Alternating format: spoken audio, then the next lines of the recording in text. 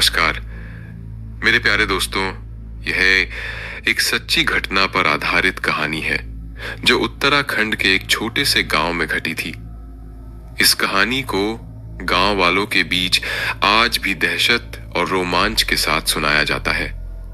कहानी की शुरुआत उत्तराखंड के एक छोटे से पहाड़ी गांव मोहनगढ़ में घनी जंगलों और ऊंची पहाड़ियों के बीच कुछ 100 लोग बसे हुए थे। यहाँ के लोग खेती किसानी और पशुपालन से अपनी गुजर बसर करते थे। गांव में प्रकृति की गोद में बसा ये स्थान दिन में जितना सुंदर दिखता था, रात में उतना ही रहस्यमय और डरावना हो जाता।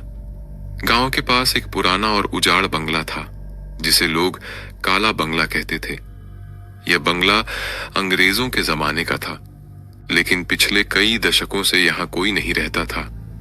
गांव वालों का कहना था कि इस बंगले में एक अंग्रेज अधिकारी की पत्नी मार्था की आत्मा भटकती है। कहते हैं वह अपनी मौत से पहले इस बंगले में रहती थी, लेकिन किसी अनहोनी घटना ने उसकी जिंदगी छीन ली। मार्था की कहानी। मार्था एक अंग्रेज अधिकारी की पत्नी बहुत ही हंसमुख और दयालु थी। गांव के लोग उसे बेहद पसंद करते थे, लेकिन एक रात वह अचानक गायब हो गई।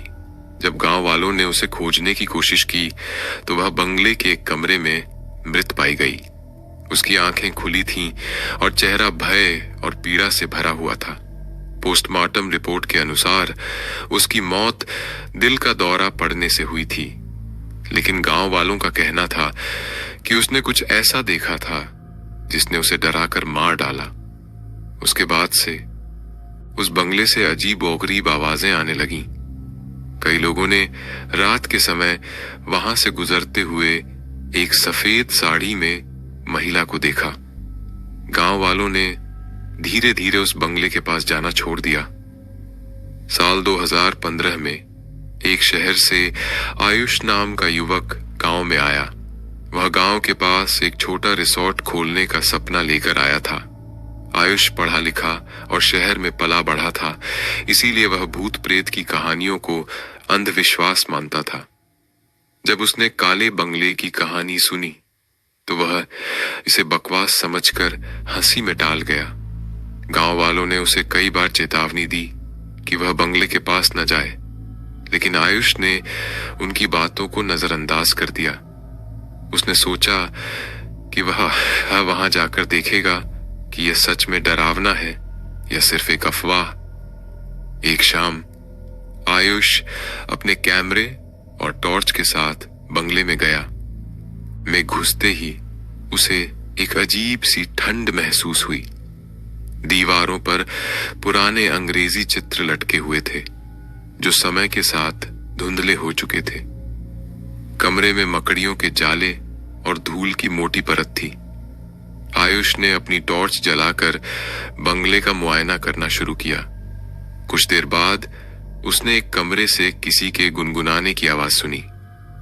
आवाज इतनी मधुर थी कि उसे लगा कि कोई महिला गा रही है। उसने सोचा कि यह किसी ग्रामीण की शरारत होगी। जब वह आवाज के पीछे उस कमरे में गया तो वहां कोई नहीं था। अचानक उसकी टॉर्च की रोशनी झपकने लगी और कमरे का तापमान और गिर गया। तभी उसने देखा कि एक परछाई उसकी ओर बढ़ रही है। वह परछाई धीरे धीरे एक महिला का रूप ले रही थी। आयुष ने देखा कि वह महिला सफेद साड़ी में थी और उसकी आंखें चमक रही थीं। आयुष के पैरों तले जमीन खिसक गई। वह दौड़कर बाहर भागना चाहता था, लेकिन दरवाजा अपने आप बंद हो गया। महिला की आवाज कमरे में गूंजने लगी। तुमने मेरी नींद क्यों तोड़ी? आयुष ने हिम्मत जुटाकर पूछा। तुम कौन हो? महिला ने कहा, मैं मार्था हूं। मुझे इस बंगले से बहुत प्यार था, लेकिन लोगों ने मुझे मरने के बाद चैन से सोने नहीं दिया। अब जो भी यहां आता है उसे मैं सजा देती हूं। आयुष ने डरते डरते कहा, मैं तुम्हें कोई नुकसान नहीं पहुंचाने आया हूं। मैं सिर्फ यह जानना चाहता था कि इस जगह में ऐसा क्या है। मार्था कुछ पल चुप रही और फिर बोली, अगर तुम्हें यहां से बचना है तो तुम्हें मेरी कहानी पूरी सुननी होगी। मार्था ने आयुष को बताया कि उसकी मौत एक साजिश थी। उसके पति ने उसे जहर देकर मार दिया था क्योंकि वह किसी और से प्यार करता था।